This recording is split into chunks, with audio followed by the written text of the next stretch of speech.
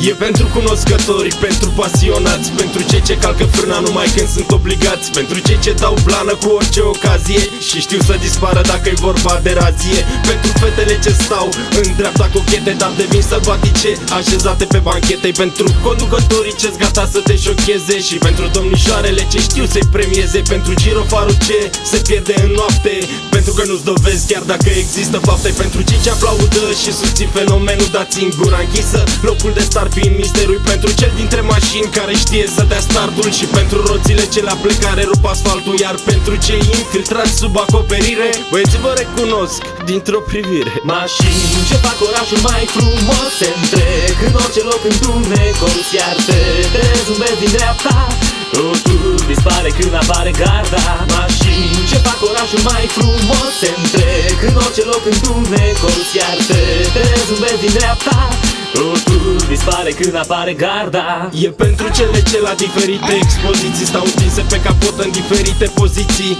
E pentru boxele ce te dau peste cap, mult respect pentru fărul cu bași doar de hip-hop. E pentru mașinile și pentru șoferii care se simt cel mai bine în treptele superioare. E pentru senzația că se îngustează șoseaua și pentru accelerația ce pupă podeaua. Pentru motoarele ce răsună în intersecții și pentru cei ce anunță șasei că vin sticleții.